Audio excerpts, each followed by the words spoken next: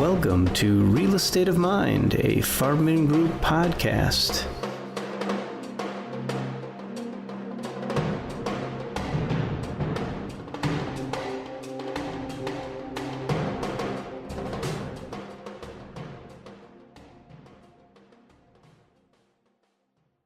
Welcome to another edition of Real Estate of Mind. I'm Andy Gutman, and I'm here today with a guest interviewer. Please welcome Riley Gutman.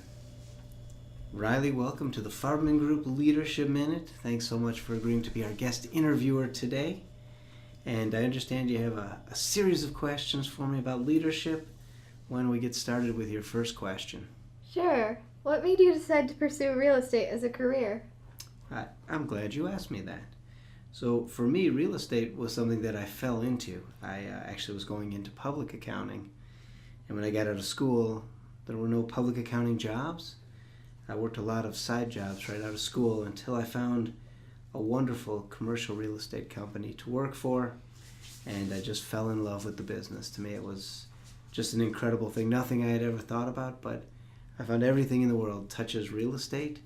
And so almost every career that you go into, someone needs real estate. And so I just fell in love with the idea of it and never looked back. What do you like best about the Farming Group? You know, that's a good question. So when I first interviewed to come here for a job, I interviewed with a number of people. And I wasn't really decided on coming over to the Farming Group until I met with Bert Farmman, who's our current chairman. And when I talked to Bert, he interviewed everybody who came to work here. So if you were a finalist as a candidate here, you had to interview with Bert, and you had to show him you understood what the company was about, and that it was about teamwork and putting the company first. And so I really liked that about him, and I liked the fact that he took time to get to know every one of the employees. And his love of Detroit, his love of commercial real estate really shone through. And I felt like working for him, I'd be accomplishing something great and doing something that was better than just for myself, but for a bigger picture. And so that's the biggest thing I love. And working with his family over the years, David and Andy and Susie, they're some of the greatest and most inspiring people I've had the good fortune to work with. So that's what I like about it. Why do you work for so many hours? And that's a fair question for you especially, out of all the people who could ask me that. Because some days it is really tough working a lot of hours because it does limit the time we get to spend together. And I'm grateful that you're willing to share me with the company. I always kind of feel like as a leader, it's my job to set the example for hard work and to never ask of somebody else something I wouldn't do myself. So, when people are coming in early and people are staying late, I feel like it's my job to set an example for that and be someone who shows them the way and be a good leader in that way.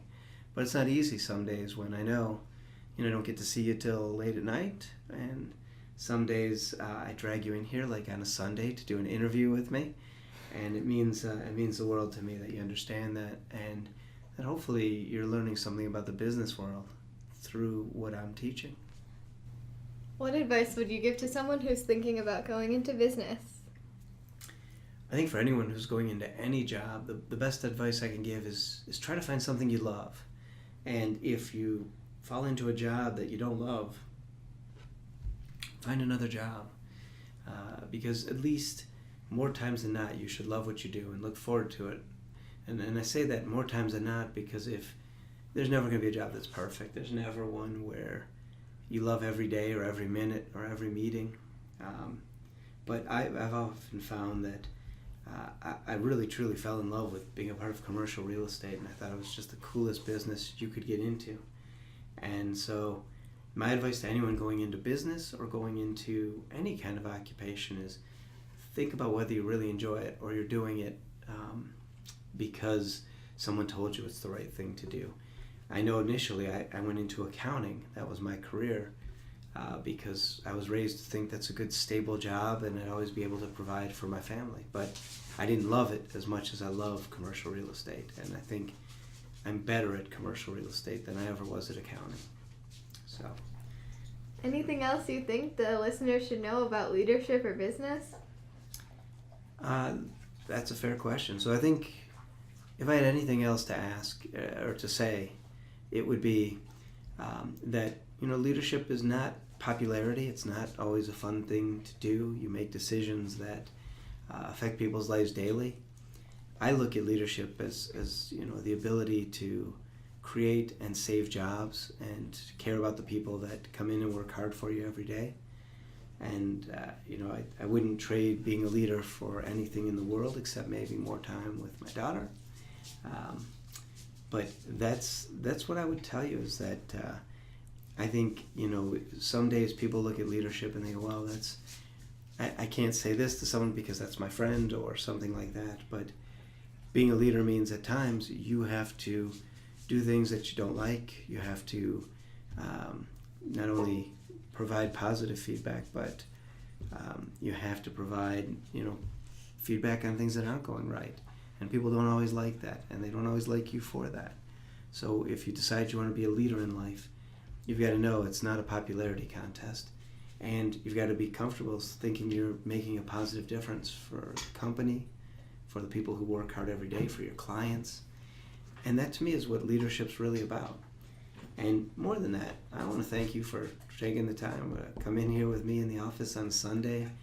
And if anyone hears a lot of loud lip smacking and walking around in the background, that is not Riley, but a giant Bernese mountain dog that accompanied me and Riley to work today and is probably chewing on something she's not supposed to at the moment. Luna! Dude! With that, Oh my we say thank you for listening to Real Estate of Mind.